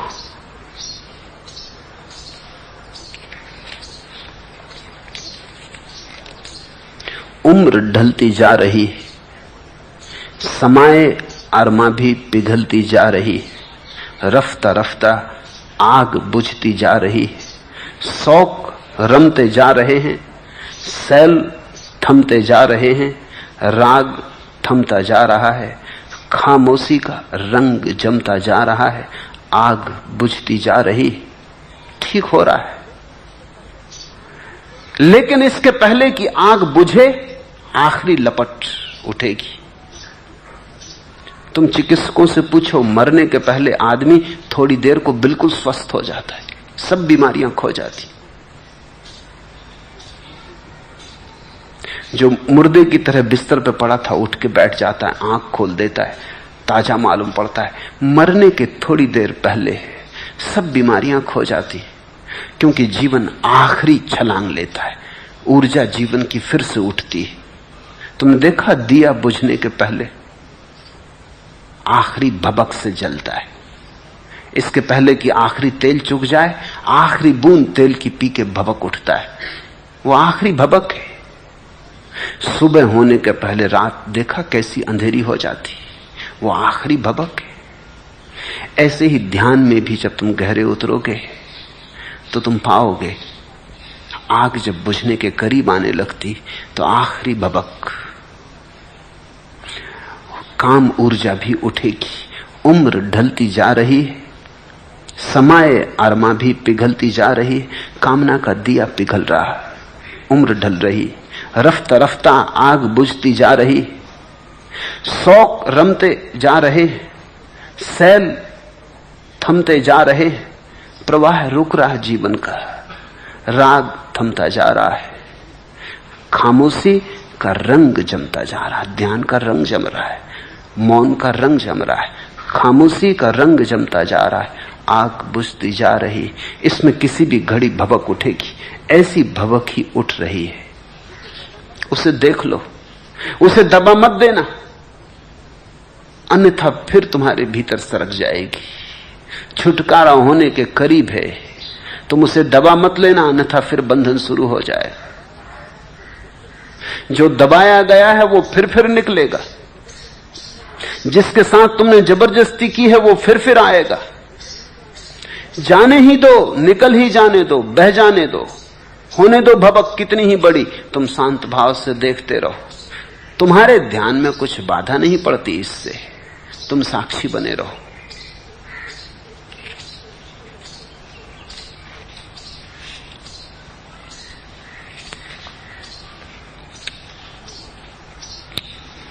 छठवां प्रश्न, आपने कहा कि किसी भी बंधन में मत पड़ो, शांत और सुखी हो जाओ, तो क्या सन्यास भी एक बंधन नहीं है? और क्या विधि उपाय व प्रक्रिया भी बंधन नहीं है? कृपया समझाएं। अगर बात समझ में आ गई तो पूछो ही मत, अगर पूछते हो तो बात समझ में आई नहीं। अगर बात समझ में आ गई मेरी कि किसी बंधन में मत पड़ो, शांत और सुखी हो जाओ, तो समझते से ही तुम सुखी और शांत हो जाओगे। फिर ये प्रश्न कहां? सुखी और शांत आदमी प्रश्न पूछता है। सब प्रश्न अशांति से उठते, दुख से उठते, पीड़ा से उठते। अगर तुम अभी भी प्रश्न पूछ रहे हो तो तुम शांत अभी भी हुए नहीं, सन्यास की जरूरत पड़ेगी। अगर शांत तुम हो जाओ तो क्या जरूरत सन्यास की? सन्यास हो गया। लेकिन अपने को धोखा मत दे लेना, सन्यास लेने की हिम्मत ना हो, अष्टावक्र का सहारा मत ले लेना। हां, अगर शांत हो गए हो तो कोई सन्यास की जरूरत नहीं। शांति की खोज में ही तो आदमी सन्यास लेता है। अगर तुम सुखी हो गए, समझते ही सुखी हो गए, अगर जनक जैसे पात्र हो तो बात खत्म हो गई। मगर तब ये प्रश्न ना उठता। जनक ने प्रश्न नहीं पूछा, जनक ने कहा, अहो प्रभु, तो मैं मुक्त हूं।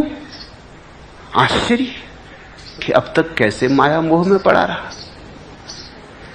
तुम अगर जनक जैसे पात्र होते तो तुम कहते, धन्य, तो मैं मुक्त हूं, तो अब तक कैसे माया मोह में पड़ा रहा। तुम ये प्रश्न पूछते ही नहीं। मामला ऐसा है कि सन्यास लेने की कामना मन में, हिम्मत नहीं है। अष्टावक्र को सुनकर तुमने सोचा ये अच्छा हुआ कि सन्यास में बंधन है, कोई पढ़ने की जरूरत नहीं। और दूसरे बंधन छोड़ोगे कि सिर्फ सन्यास का ही बंधन छोड़ोगे? और सन्यासी तुम अभी हो ही नहीं तो उसे छोड़ने का कोई उपाय नहीं जो तुम्हारे पास ही नहीं। और बंधन क्या क्या छोड़ोगे? पत्नी छोड़ोगे, घर छोड़ोगे, धन छोड़ोगे, पद छोड़ोगे, मन छोड़ोगे, कर्ता छोड़ोगे, अहंकार भाव छोड़ोगे, और क्या क्या छोड़ोगे जो तुम्हारे पास है। निश्चित जो तुम्हारे पास है वही तुम छोड़ सकते हो। ये तो सन्यासियों को पूछने दो जो सन्यासी हो गए, तुम तो अभी सन्यासी हुए नहीं। ये तो सन्यासी पूछे कि क्या आप छोड़ दें सन्यास, तो समझ में आता है उसके पास सन्यास है, तुम्हारे पास है ही नहीं। जो तुम्हारे पास नहीं उसे तुम छोड़ोगे कैसे? जो तुम्हारे पास है वही पूछो। गृहस्थी छोड़ दें ये पूछो।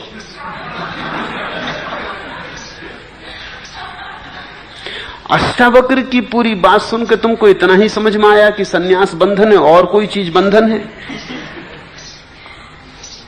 आदमी चालाक है, मन बेईमान है। मन बड़े हिसाब में रहता है, वो देखता अपने मतलब की बात निकाल लो। चलो ये तो बहुत ही अच्छा हुआ, झंझट से बचे। डरे डरे लेने की सोच रहे थे, ये अष्टावक्र अच्छे मिल गए रास्ते पर। उन्होंने खूब समझा दिया, ठीक समझा दिया, अब कभी भूल के सन्यास न लेंगे। अष्टावक्र से कुछ और सीखोगे। लोग मेरे पास आ जाते, वो कहते हैं अब ध्यान छोड़ दें, क्योंकि अष्टावक्र कहते हैं ध्यान में बंधन है। धन छोड़ोगे, पद छोड़ोगे, सिर्फ ध्यान, और ध्यान अभी लगा ही नहीं, छोड़ोगे खाक। ध्यान होता और तुम कहते छोड़ दें, तो मैं कहता छोड़ दो। मगर जिसका ध्यान लग गया वो कहेगा ही नहीं छोड़ने की बात, वो छोड़ने पकड़ने के बाहर गया। वो अष्टावक्र को समझ लेगा, आनंदित होगा, गदगद होगा। वो कहेगा ठीक, बिल्कुल बात यही तो है। ध्यान में ध्यान ही तो छूटता है, संन्यास में बंधन ही तो छूटते हैं। संन्यास कोई बंधन नहीं, ये तो केवल और सारे बंधनों को छोड़ने का एक उपाय है। अंततः तो ये भी छूट जाएगा। ऐसा ही समझो कि पैर में कांटा लगा तो तुम दूसरा कांटा उठा के पहले कांटे को निकाल लेते हो। दूसरा कांटा भी कांटा है, लेकिन पहले कांटे को निकालने के काम आ जाता है। फिर तो तुम दोनों फेंक देते हो, फिर दूसरे कांटे को संभाल के थोड़ी रखते कि इसने बड़ी कृपा की कि पहले कांटे को निकाल दिया। फिर ऐसा थोड़ी करते कि पहला कांटा जहां लगा था वहां दूसरा लगा लो, ये बड़ा प्रिय। संन्यास तो कांटा है, संसार का कांटा लगा है, उसे निकालने का एक उपाय है। अगर तुम बिना कांटे के निकाल सको, बड़ा शुभ। अष्टावक्र की बात समझ में आ जाए तो इससे शुभ और क्या हो सकता है। फिर किसी संन्यास की कोई जरूरत नहीं। लेकिन जरा सोच लेना, कहीं ये बेईमानी ना हो। अगर बेईमानी हो तो हिम्मत करो और संन्यास में उतरो। कभी ऐसी घड़ी आएगी जब संन्यास को भी छोड़ने के तुम योग्य हो जाओगे। लेकिन छोड़ना क्या है? जब समझ आती है तो छोड़ने को कुछ भी नहीं, सब छूट जाता है। यही तो जनक ने कहा कि प्रभु ये शरीर भी छूट गया। अभी जनक शरीर में है, शरीर छूट नहीं गया, लेकिन जनक कहते हैं ये शरीर भी छूट गया, ये सारा संसार भी छूट गया, ये सब छूट गया। मैं बिल्कुल अलिप्त, भावातीत हो गया। कैसी कुशलता आपके उपदेश की, ये कैसी कला।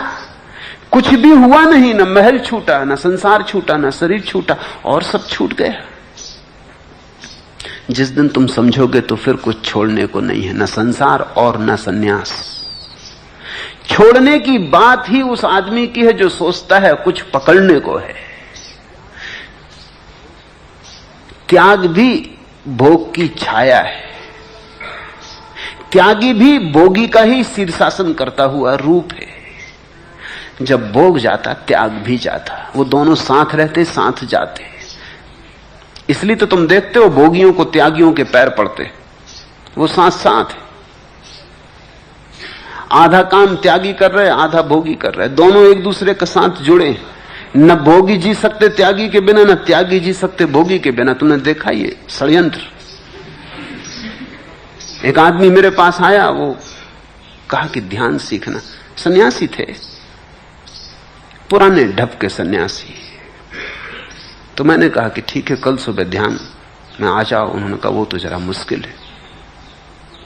मैंने कहा क्यों, इसमें क्या मुश्किल है?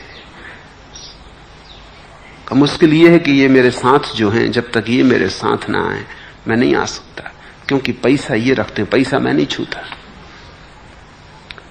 इनको सुबह कहीं और जाना है, तो मैं कल सुबह तो ना आ सकूंगा। ये भी खूब मजा हुआ। पैसे की जरूरत तो तुम्हें है ही, फिर तुम अपनी जेब में रखोगे, दूसरे की जेब में, इससे क्या फर्क पड़ता है? और ये तो और बंधन हो गया। इससे तो वो ही ठीक जो अपनी जेब में रखते हैं, कम से कम जहां जाना है जा तो सकते। अभी एक अजीब मामला हो गया कि ये आदमी जब तक साथ ना हो तब तक तुम आ नहीं सकते, क्योंकि टैक्सी में पैसा देना पड़ेंगे, पैसा हम छूते नहीं। तो तुम अपना पाप इस आदमी से करवा रहे हो, अपना पाप खुद करो। ये बड़े मजे की बात है कि टैक्सी में तुम बैठोगे, नरक ये जाएगा। इस पे को दया करो। ये भोगी योगी का खूब जोड़। तुम्हारे सारे त्यागी भोगियों से बंधे जी रहे, और तुम्हारा भोगी भी त्यागियों से बंधा जी रहा, क्योंकि वो त्यागी के चरण छू के सोचता है आज त्यागी नहीं तो कम से कम त्यागी के चरण तो छूता हूं, चलो कुछ तो तृप्ति, कुछ तो किया। आज नहीं कल मैं भी त्यागी हो जाऊंगा, लेकिन अभी त्यागी की पूजा अर्चना तो करता हूं। जैन कहते हैं कहां जा रहे? साधु जी की सेवा करने जा रहे। सेवा करके सोचते हैं कि चलो कुछ तो लाभ अर्जन कर रहे हैं। उधर साधु बैठे, वो राह देख रहे हैं कि भोगी जी कब आए। इधर भोगी जी हैं, वो देखते हैं कि साधु जी कब गांव में पधारे, तो भोगी जी और साधु जी दोनों एक ही सिक्के के पहलू हैं। तुम जरा सोचो, अगर भोगी साधुओं के पास जाना बंद कर दें, कितने साधु वहां बैठे रहेंगे? वो सब भाग खड़े होंगे। कौन इंतजाम करेगा, कौन व्यवस्था करेगा? वो सब जा चुके होंगे। लेकिन भोगी साधु को संभालता है, साधु भोगी को संभाले रखता है। ये पारस्परिक है। वास्तविक ज्ञानी न तो त्यागी होता न भोगी होता। वो इतना ही जान लेता है कि मैं सिर्फ साक्षी हूं। अब पैसे दूसरे की जेब में रखो कि अपनी जेब में रखो, क्या फर्क पड़ता है? वो साक्षी है। हो तो साक्षी है, ना हो तो साक्षी है। गरीब हो तो साक्षी है, अमीर हो तो साक्षी है। साक्षी में थोड़ी गरीबी अमीरी से फर्क पड़ता है। क्या तुम सोचते हो भिखमंगा साक्षी होगा तो उसका साक्षीपन थोड़ा कम होगा, और सम्राट साक्षी होगा तो उसका साक्षीपन थोड़ा ज्यादा होगा? साक्षीपन कहीं कम ज्यादा होता है। गरीब हो कि अमीर, स्वस्थ हो कि अस्वस्थ, पढ़ा लिखा हो कि बेपढ़ा लिखा, सुंदर हो कि कुरूप, ख्याति नाम हो कि बदनाम, इससे कोई फर्क नहीं पड़ता। साक्षी कुछ ऐसी संपदा है जो सभी के भीतर बराबर है, उसमें कुछ कम ज्यादा नहीं होता। हर स्थिति के हम साक्षी हो सकते हैं, सफलता के, विफलता के, सम्मान के, अपमान के। साक्षी बनो, इतना ही अष्टावक्र का कहना है। लेकिन अगर पाओ कि कठिन है साक्षी बनना, और अभी तो विधि का उपयोग करना होगा, तो विधि का उपयोग करो, घबराओ मत। विधि का उपयोग कर करके तुम इस योग बनोगे कि विधि के भी साक्षी हो जाओगे। इसलिए तो मैं कहता हूं ध्यान करो, कोई फिक्र नहीं, क्योंकि मैं जानता हूं ध्यान न करने से तुम्हें साक्षी भाव नहीं आने वाला। ध्यान न करने से केवल तुम्हारे विचार चलेंगे। तो विकल्प ध्यान और साक्षी में थोड़ी है, विकल्प विचार और ध्यान में। समझे मेरी बात? तुम जब नहीं ध्यान करोगे, सुन लिया अष्टावक्र को, अष्टावक्र ने कहा ध्यान इत्यादि सब बंधन है, और बिल्कुल ठीक कहा, 100% ठीक कहा। तो तुमने ध्यान छोड़ दिया तो तुम क्या करोगे? साक्षी हो जाओगे। उस समय तुम वही कूड़ा करकट विचार दोहराओगे। तो ये तो बड़े मजे की बात हुई। ये तो अष्टावक्र के कारण तुम और भी संसार में गिरे। ये तो सीढ़ी जिससे चढ़ना थी तुमने नरक में उतरने के लिए लगा ली। सीढ़ी वही है। मैं तुमसे कहता हूं ध्यान करो, क्योंकि अभी तुम्हारे सामने विकल्प ध्यान और विचार इसका है। अभी साक्षी का तो तुम्हारे सामने विकल्प नहीं है। हां, जब ध्यान कर करके विचार समाप्त हो जाएगा तब एक नया विकल्प आएगा कि अब चुनना है साक्षी या ध्यान। तब साक्षी चुनना और ध्यान को भी छोड़ देना। अभी अगर तुमने तय किया कि सन्यास नहीं लेना है तो तुम संसारी रहोगे। अभी विकल्प सन्यास और संसार में। अभी मैं कहता हूं लो सन्यास, फिर एक दिन ऐसी घड़ी आएगी कि विकल्प संसार और सन्यास का नहीं रह जाएगा। सन्यास तो गया, संसार रह गया। तब परम सन्यास और सन्यास का विकल्प होगा। तब मैं तुमसे कहूंगा जाने दो सन्यास, अब डूबो परम सन्यास में। हां, अगर तुम क्षण भर में जनक जैसे जा सकते हो तो मैं बाधा देने वाला नहीं। तुम सुखी हो जाओ, सुखी भव। न हो पाओ तो इसमें कोई और निर्णय करेगा नहीं, तुम ही निर्णय करना कि अगर सुखी नहीं हो पा रहे तो फिर कुछ करना जरूरी है।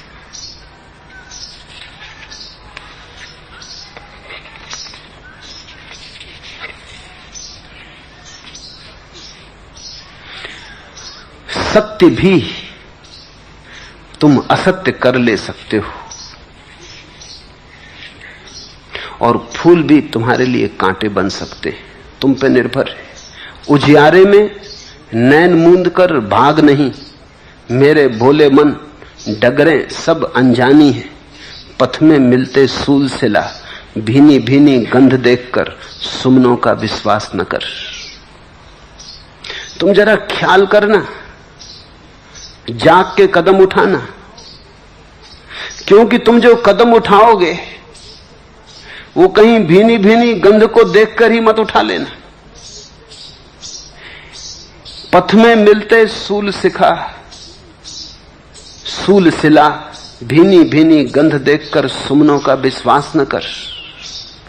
वो जो तुम्हें भीनी गंध मिलती है, ख्याल कर लेना वो कहीं तुम्हारी आरोपित ही ना हो, वो कहीं तुम्हारा लोभ ही ना हो, वो तुम्हारा कहीं भय ही ना हो, वो कहीं तुम्हारी कमजोरी ही ना हो जो तुम आरोपित कर लेते हो। और उस भीनी गंध में तुम भटक मत जाना।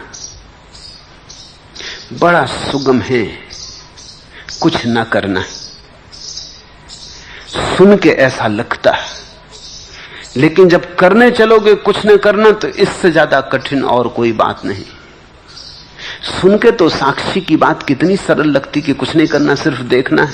जब करने चलोगे तब पाओगे अरे ये तो बड़ी दुस्तर है। ऐसा करना कि अपनी घड़ी को लेके बैठ जाना। सेकंड का कांटा 1 मिनट में चक्कर लगा लेता है। तुम उस सेकंड के कांटे पर नजर रखना और कोशिश करना कि मैं साक्षी हूं इस सेकंड के कांटे का और साक्षी रहूंगा। तुम पाओगे 2-4 सेकंड चले गया साक्षी, कोई दूसरा विचार आ गया, भूल ही गए।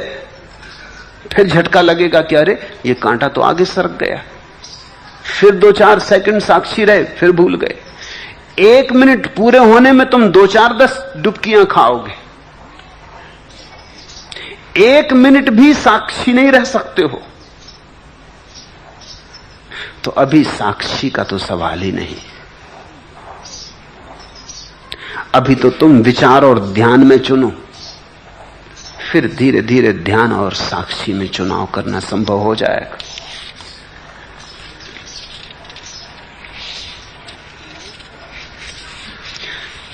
सन्यास का पूछते हो तो सन्यास तो सिर्फ मेरे साथ होने की एक भावभंगिमा है। ये बंधन नहीं है, तुम मुझसे बंध नहीं रहे हो। मैं तुम्हें कोई अनुशासन नहीं दे रहा हूं, कोई मर्यादा नहीं दे रहा हूं। मैं तुमसे कह नहीं रहा कब उठो, क्या खाओ, क्या पियो, क्या करो, क्या ना करो। मैं तुमसे इतना ही कह रहा हूं कि साक्षी रहो। मैं तुमसे इतना ही कह रहा हूं कि मेरा हाथ मौजूद है, मेरे हाथ में हाथ गहो। शायद 2 कदम मेरे साथ चल लो तो मेरी बीमारी तुम्हें भी लग जाए। संक्रामक है ये बीमारी। बुद्ध के साथ थोड़ी देर चल लो तो तुम उनके रंग में थोड़े रंग जाओगे, एकदम बच नहीं सकते। थोड़ी गंध उनकी तुम में से भी आने लगेगी। बगीचे से गुजर जाओ तो तुम्हारे कपड़ों में भी फूलों की गंध आ जाती। फूल छुए भी नहीं तो भी। सन्यास तो मेरे साथ चलने की थोड़ी हिम्मत है, थोड़ी भावभंगिमा। ये तो मेरे प्रेम में पड़ना है। इस प्रेम की पूरी प्रक्रिया यही है कि तुम्हें मुक्त करने के लिए मैं आयोजन कर रहा हूं। तुम मेरे साथ चलो तो मुक्ति की गंध तुम्हें देना चाहता हूं।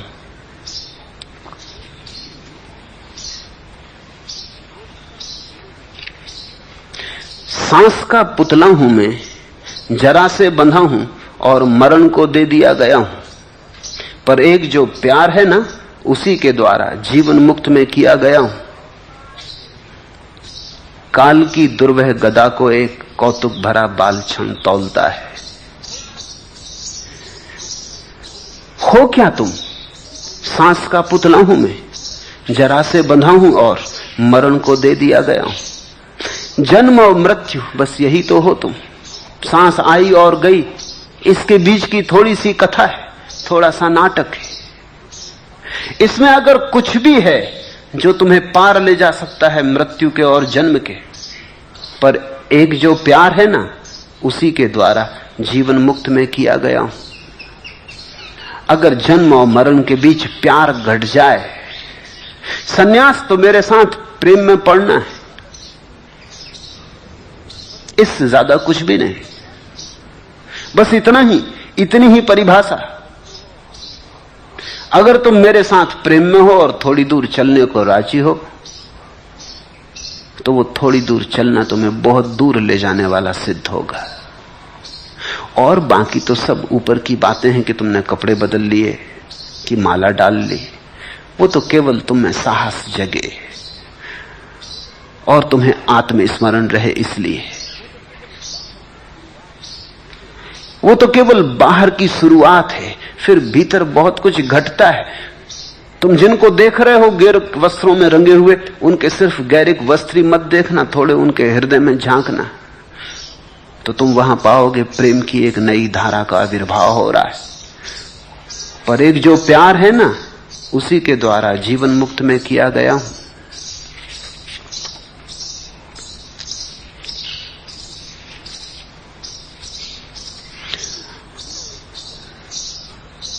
मुझे गिरने तो तुम्हारे ऊपर। अभी तुम अगर पाषाण भी हो तो फिक्र मत करो, ये जलधार तुम्हारे पाषाण को काट डालेगी। किरण जब मुझ पर झरी, मैंने कहा मैं वज्र कठोर हूं, पत्थर सनातन। किरण बोली, भला ऐसा?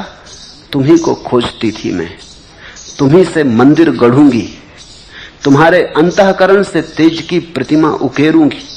स्तब्ध मुझको किरण ने अनुराग से दुलरा लिया। किरण जब मुझ पर झरी, मैंने कहा मैं वज्र कठोर हूं, पत्थर सनातन। तुम भी यही मुझसे कहते हो कि नहीं, आप हमें बदल ना पाएंगे, कि हम पत्थर हैं बहुत प्राचीन, कि न बदलने की हमने कसम खा ली। लेकिन मैं तुमसे कहता हूं, किरण बोली, भला ऐसा? तुम्ही को तो खोजती थी मैं, तुम्ही से मंदिर गढ़ूंगी, तुम्हारे अंतःकरण से तेज की प्रतिमा उकेरूंगी। स्तब्ध मुझको किरण ने अनुराग से दुलरा लिया। ये गैरिक वस्त्र तो केवल मेरे प्रेम की सूचना है, तुम्हारे प्रेम की मेरे तरफ, मेरे प्रेम की तुम्हारी तरफ। ये तो एक गठबंधन है।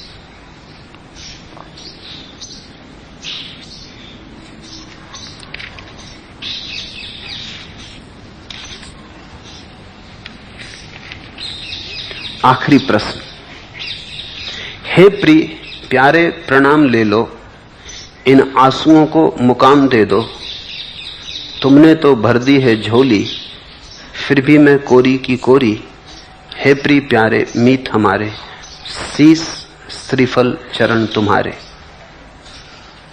जया ने पूछा है। जया मेरे करीब है बहुत वर्षों से।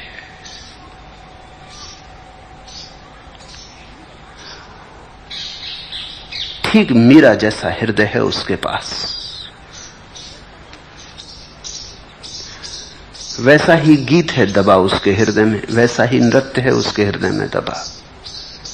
जब प्रकट होगा, जब वो अपनी महिमा में प्रकट होगी, तो एक दूसरी मीरा प्रकट होगी। ठीक समय की प्रतीक्षा है। कभी भी किरण उतरेगी और अंधकार कटेगा। और हिम्मतवर है,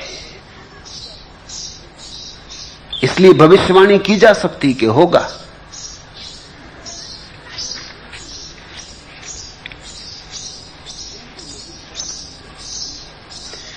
किंतु नहीं क्या यही धुंध है सदावर्त, जिसमें निरंतर तुम्हारी करुणा बटती रहती है दिनयाम। कभी झांक जाने वाली छाया ही अंतिम भाषा संभव नाम। करुणाधाम बीज मंत्र यह, सार सूत्र यह, गहराई का एक यही परिमाण। हमारा यही प्रणाम, धुंध ढकी कितनी गहरी वापिका तुम्हारी, लघु अंजलि हमारी। प्रभु के सामने तो हमारे हाथ सदा छोटे ही पड़ जाते हैं। हमारी अंजलि छोटी है। धुंध ढकी कितनी गहरी वापिका तुम्हारी, लघु अंजलि हमारी। जिनके हृदय में भी प्रेम है, उन्हें सदा ही लगेगा हमारी अंजलि बड़ी छोटी। पूछा है जया ने, हे प्रिय प्यारे प्रणाम ले लो, इन आंसुओं को मुकाम दे दो। तुमने तो भर दी है झोली, फिर भी मैं कोरी की कोरी। ये कुछ ऐसा भराव है कि इसमें आदमी और शून्य होता चला जाता। ये शून्य का ही भराव है, ये शून्य से ही भराव है। तुम्हें कोरे करने का ही मेरा प्रयास है। अगर तुम कोरे हो गए तो मैं सफल हो गया, अगर तुम भरे रह गए तो मैं असफल हो गया। तुम जब बिल्कुल कोरे हो जाओगे और तुम्हारे भीतर कुछ भी न रह जाएगी, कोई रेखा, कोई शब्द, कोई कूड़ा कचरा, तुम्हारी उस शून्यता में ही परमात्मा प्रकट होगा।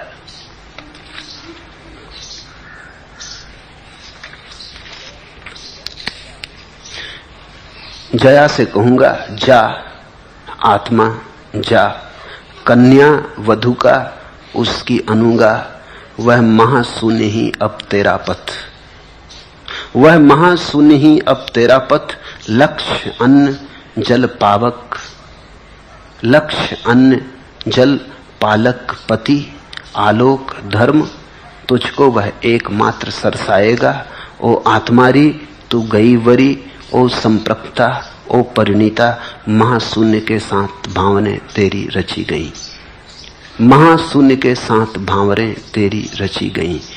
ये रिक्त होना, ये कोरा होता जाना, महाशून्य के साथ भावरों का रच जाना है। नाचते उस शून्य के महाभाव को प्रकट करते, गुनगुनाते मस्त खोते जाना है। होते जाने का एक ही उपाय है, खोते जाना है। यहां तुम पूरे शून्य हुए कि वहां परमात्मा पूरी तरह उतरा, तुम ही बाधा हो, इसलिए घबराओ मत। कोरे हो गए तो सब हो गया। महाराष्ट्र में कथा है कि एक नाथ ने निवृत्तिनाथ को पत्र लिखा, कोरा कागज, कुछ लिखा नहीं। निवृत्तिनाथ ने बड़े गौर से पढ़ा, कोरा कागज, पढ़ने को वहां कुछ था भी नहीं। खूब खूब पढ़ा, बार बार पढ़ा, फिर पढ़ा। पास मुक्ताबाई बैठी थी, फिर उसे दिया, फिर उसने पढ़ा, उसके तो आंसू बहने लगे, वो तो गदगद हो गई। और लोग मौजूद थे, वो कहने लगे ये बड़ा पागलपन हुआ। पहले तो एक नाथ पागल कि कोरा कागज भेजा, चिट्ठी कुछ लिखा तो हो। फिर ये निवृत्तिनाथ पागल कि पढ़ रहा है, एक बार ही नहीं, बार बार पढ़ रहा है। फिर हद मजा कि ये मुक्ताबाई, ये गदगद होके आंसू बहने लगे।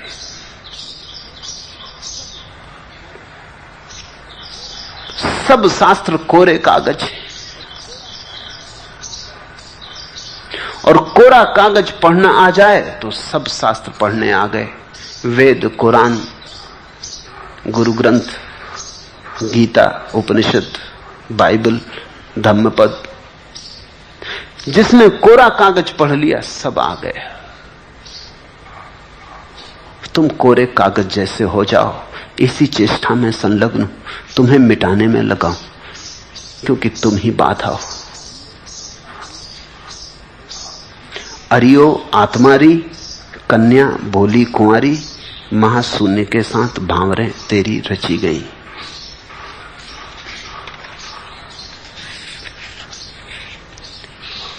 हरिओम तत्सत। आज इतना ही।